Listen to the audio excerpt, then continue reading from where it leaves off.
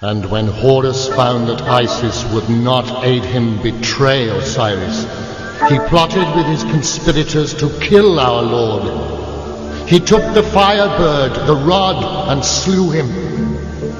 This is the first truth, and is the testimony of Baphomet. And a great cry went up to heaven when it was learned that our Lord was dead and would not walk in the garden again. Then brother fell on brother and fought like beasts and slew those they most loved. Even their wives and children were not spared the sword.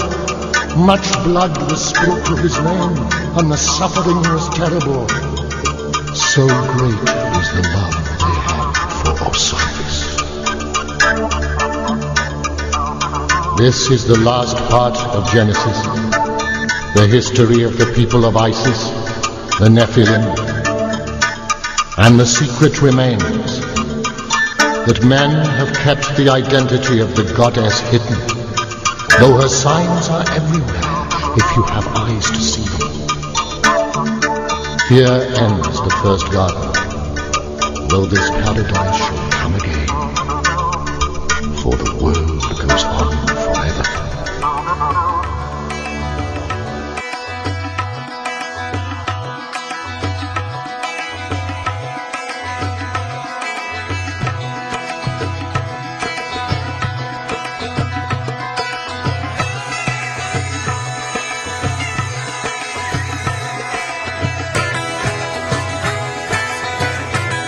One scientist, I don't recall who it was, made an interesting comment that the universe is not stranger than you imagine.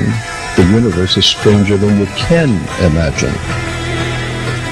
And the point being is that you haven't learned anything until you understand how the pyramids were built, the geometrics, the harmonics, the well-established mathematics.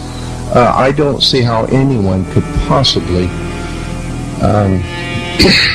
say that they are well informed about the modern day world and not realize the importance that this country has played in the development of Europe and the rest of the world. I remember someone saying a long time ago, always trust a person looking for truth. Never trust the one who's found it.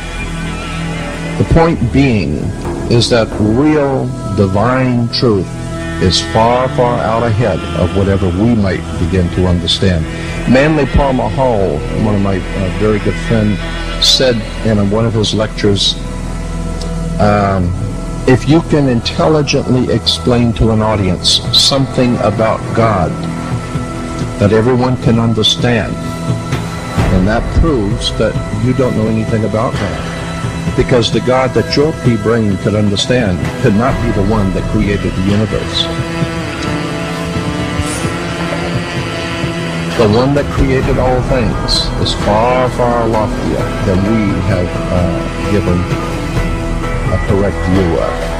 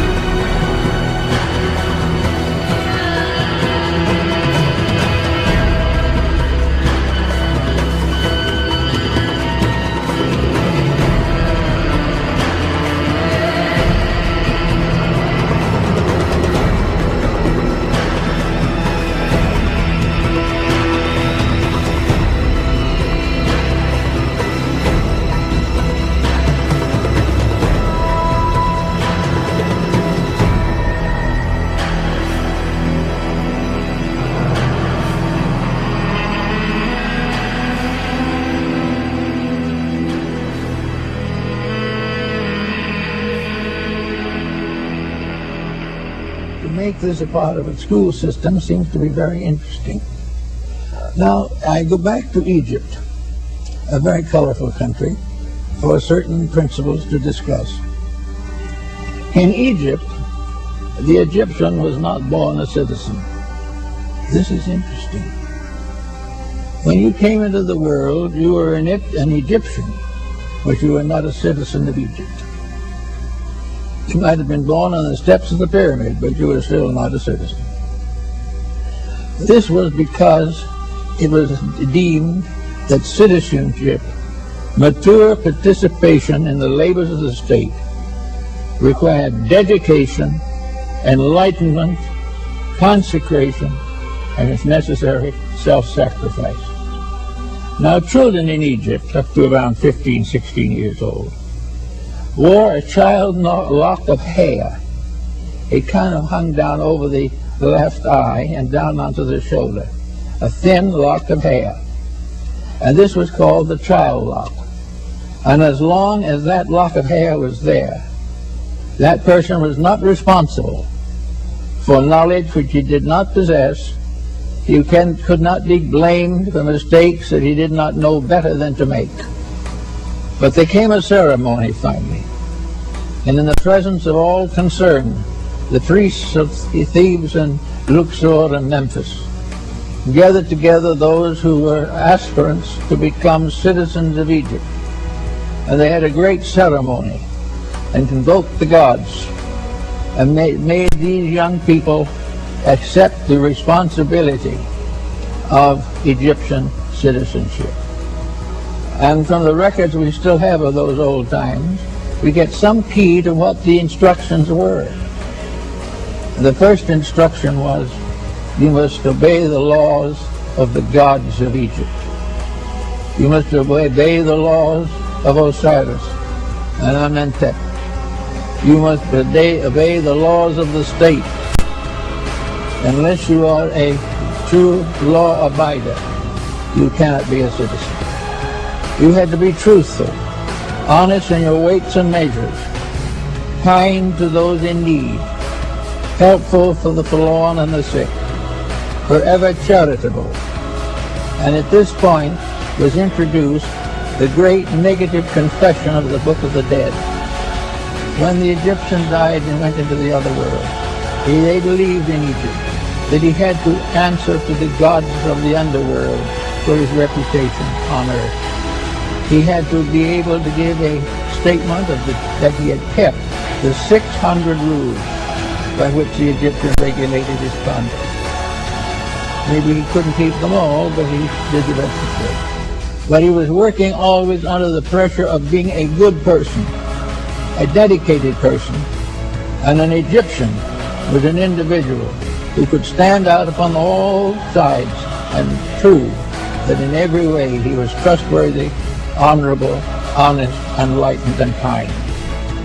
After he had taken all these obligations so far, the little lock of hair was cut off, and the child became a man or a woman, became an Egyptian citizen, having the privileges and rights of a citizen. But without this bond, it could not happen. So let's move this forward into another type of world and see what we have here now. Supposing we had not here a citizenship by birth, but a citizenship by dedication. Supposing instead of being born an American, we went to school, the lower grades, middle school, and finally graduated from high school. At the time of high school graduation, then citizenship would be a matter of consideration. When the American boy or girl decides to go in for a life of government or statesmancraft, they should not be out merely to get money. There should be reasonable wages, proper salary, proper things necessary, but everything should be pointed to the fact that the citizen is a servant of the needs of the people. Now, if we began producing people who at the age of 14 or 15 decided they wanted to be Americans,